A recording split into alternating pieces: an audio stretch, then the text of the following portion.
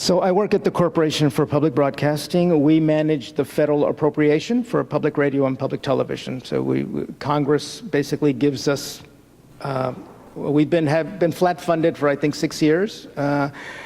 It's no secret, it's $445 million that we receive October 1st through a very complex formula. We distribute those monies to stations primarily through community service grants. 70-something% of our money goes right out the door to stations for, and they're non-restricted grants. So they can use them to buy programming, whatever they want. Stations, to be eligible, have to raise a certain amount of money in their own communities, what we call non-federal funds secured. So it's just great. I think it's a great model of this private-public partnership. So where I work at CPB, we do not have a programming or editorial role. We're strictly, and I work in the discretionary grant making for content. So I oversee a team that includes a vice president that oversees the television portfolio, a vice president that handles radio, and one vice president devoted specifically to journalism. So we use discretionary content funds. We support primetime programming on PBS, so our money goes to things like the NewsHour and Frontline and some programming out of WNET. It also supports the children's block in the morning, which is really important. A lot of our work is around content is to support stations, because stations rely on this content to reach viewers. And it's a business, right? Stations they use it to attract members, and it's very important. They use this also content as a way to more and more. It's about engaging with their community, right? So building real relationships in their community, like you have here in Albany. You're blessed with a great station.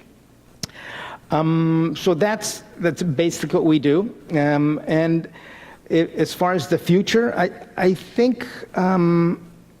If there's a challenge, it's a challenge of technology, right? Because we're largely a broadcast focus, both on the radio and television side, and with a lot of legacy organizations, we have to find a way to move from traditional over-the-air broadcast to digital distribution of content. The big question is, how do we do that and still support stations? Because in the digital era, you don't need a station to reach an individual consumer, right? You can go direct to consumer, and we're very much committed to stations in local communities. We think it makes a big difference. So I think that's the big challenge. We've been flat funded. It's hard, but that's sort of the new normal for everyone. And stations are very, very good at raising money in their communities. So. Is the audience diverse, and are you trying to reach out to a more diverse audience? There was a sense a little while back that Downton Abbey had kind of, I don't know, helped save a certain kind of viewership for public television, for example. And does that have a diverse viewership, or is that, going to tend to be a white, elite, overeducated viewership? Okay, you're asking very good but tough questions. So, so the system suffers from a lack of diversity behind the camera and in content and in audience. Absolutely right. On the television side, it's a little more pronounced, I think.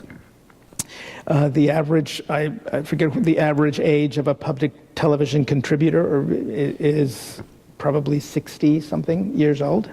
It's a challenge for the system to figure out a way to reach new audiences. And a big part of our work at CPB is to help steer the system in a way, because you have to hold on to the core. I mean, because the core audience is what is supporting the system by and large. The federal funds for public television and radio are about 15% on the average for every station.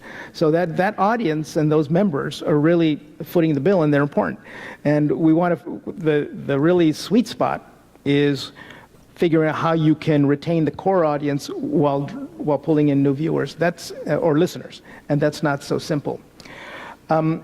You asked about diversity of viewers. You asked about, what was the follow-up question?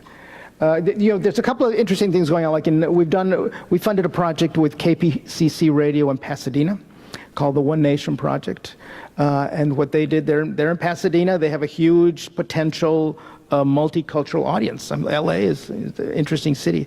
And we found with a little bit of tweaking of the content and tweaking of the hosts for a couple of programs, they were able to not only increase listenership, but increase revenue. And that's important for the system, right? I'm a pragmatic guy. People have to pay the bills. Stations have to keep the lights on. I believe that people should, and stations should do well by doing good.